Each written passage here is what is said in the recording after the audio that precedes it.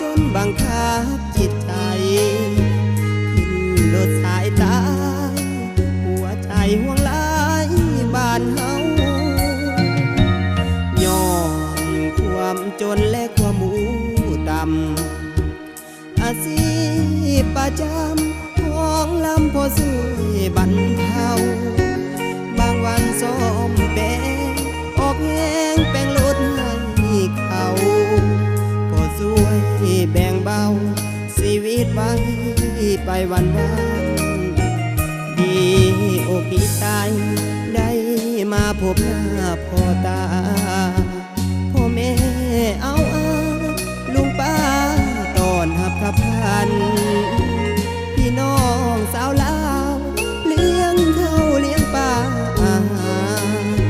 ถือเป็นลูกหลานกับท่านบ่ลืมพระคุณฝากเสียงนี้ไว้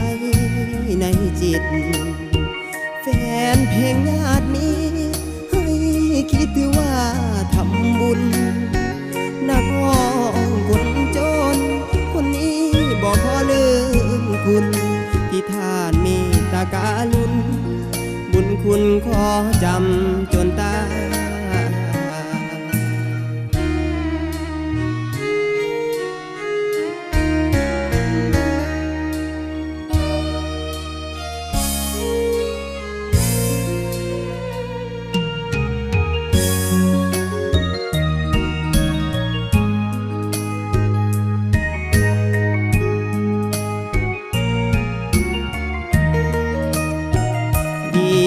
อกดีใจ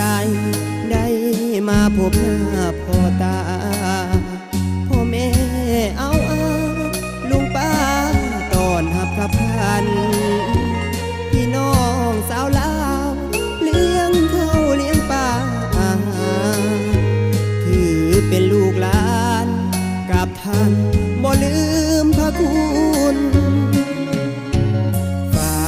กเสียงนี้ไว้ในจิตแฟนเพลงญาติมีให้คิดถือว่าทำบุญนักร้องคนจนคนนี้บอกขอลืมคุณที่ท่านมีตาการุณบุญคุณขอจำจนตาย